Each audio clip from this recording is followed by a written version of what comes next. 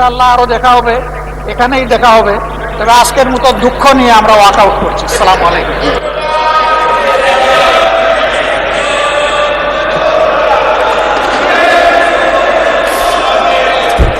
প্রত্যেকটা বিলই আগামী সেশনে আসবে।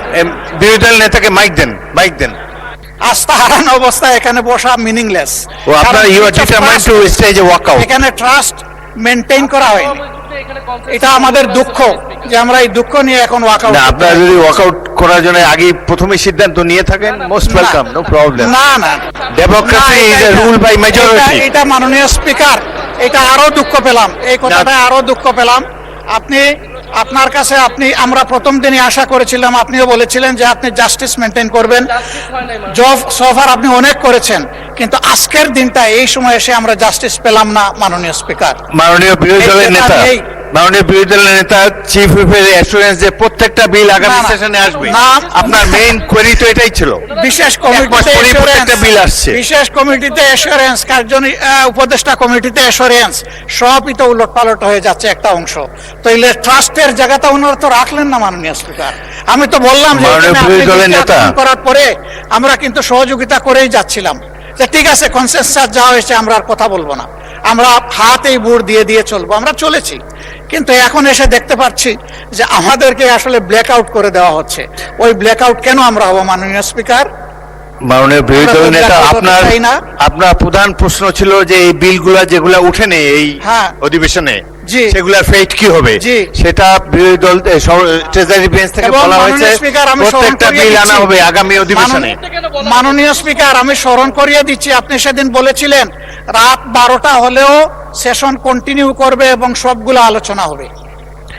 এটা যদি হয় বসবো, শুনবো, 12টা পর্যন্ত আমরা অংশগ্রহণ করব, কোনো অসুবিধা নাই। কিন্তু এখানে বলা হয়েছে 16টা বিল এখন উত্থাপন করা হবে না, এটা তো বিশেষ বিলেরই তো সিদ্ধান্ত। ওই আস্থার জায়গা ওনারা নষ্ট করে ফেলেছেন। এই জাদুঘরে একটা ক্লজ ওনারা যখন আনবেন তখন ভবিষ্যতে বেঁচে থাকলে আমরা অংশগ্রহণ করব।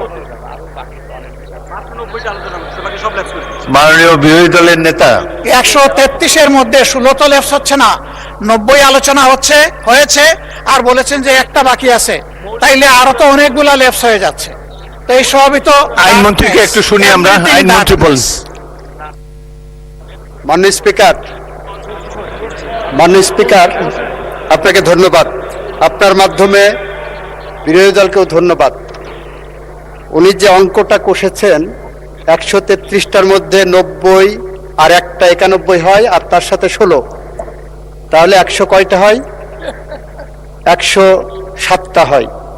মাননীয় স্পিকার, আমি আপনার মাধ্যমে মাননীয় বিরোধী দল নেতাকে বলছি, একটা বিলের মধ্যে এমনও আছে 3-4টা অর্ডিন্যান্স ইনক্লুডেড আছে। ফলে 133টার যদি হিসাব করা হয়, এই 91টার মধ্যে ওই 16টা বাদ দিয়ে সবগুলো ইনক্লুডেড। মাননীয় স্পিকার, ওই 16টার ব্যাপারে বলছেন জাতীয় গুরুত্বপূর্ণ অনেক অধ্যাদেশ আছে। আমিও মনে করি জাতীয় অনেক গুরুত্বপূর্ণ অধ্যাদেশ আছে। ওনাদের সাথে আমাদের কথার পার্থক্যের জায়গাটা হলো, ওনারা বলছেন এইগুলো নিয়ে আলাপ আলোচনার দরকার, আমরাও বলছি দরকার। ইতিমধ্যেই এই পার্লামেন্টে ওইগুলোর উপর ডিবেট হয়েছে মাননীয় স্পিকার, পরশুদিনই, গতকালকে অথবা পরশুদিন, গতকালকেই মানবাধিকার কমিশনের আইনের উপর ডিবেট হয়েছে, সুপ্রিম কোর্ট সচিবালয় আইনের উপর ডিবেট হয়েছে, সুপ্রিম কোর্টে বিচারক নিয়োগ আইনের উপর ডিবেট হয়েছে। গুম কমিশনের বিষয়ে কি কারণে গুম কমিশন আমরা আরো বেশি বাছাই করব সেটা আমরা বলেছি। সুতরাং ওনারা ডিবেট করার পরে ভুলে গেছেন যে ওনারা ডিবেট করেছেন। আমরা বিনয়ের সাথে বলছি, আমরা আবারও বলছি, আমাদের বিলের মধ্যেই মানবাধিকার কমিশনের আইনের রহিতকরণ এবং হেফাজত বিলের মধ্যেই সেখানে প্রিএমবেলে আমরা সুস্পষ্টভাবে বলেছি আরো বেশি যাচাই বাছাই করা প্রয়োজন, স্টেক হোল্ডারদের সাথে আলোচনা করা প্রয়োজন।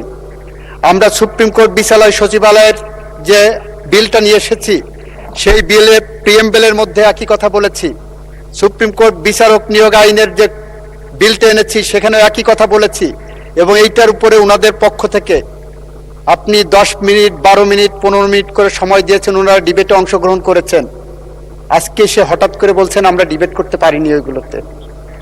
আজকে এসে বলছেন 91টা বিল পাস হলো, তাহলে 133টার বাকিগুলো কি হলো? এই 91টা বিলের মধ্যে ওই 16টা বাদে সবগুলো অর্ডিন্যান্স ইনক্লুডেড মাননীয় স্পিকার। আমরা এই রিপোর্টের গো বাই দ্য বুক হিসাবে গেছি মাননীয় স্পিকার। আমি মাননীয় বিরোধী দলীয় নেতাকে বলবো, আমরা যেভাবে বিশেষ কমিটিতে আলোচনা করেছি, যে রিপোর্টটা এই সংসদ গ্রহণ করেছে, সেই রিপোর্টের বেসিসেই আমরা এগিয়ে যাচ্ছি মাননীয় স্পিকার। আপনাকে ধন্যবাদ। ধন্যবাদ মাননীয় বিরোধী দলের নেতা। বলুন বলুন। ইনশাআল্লাহ আরো দেখা হবে, এখানেই দেখা হবে। তবে আজকের মতো দুঃখ নিয়ে আমরা ওয়াক আউট করছি। আসসালামু আলাইকুম।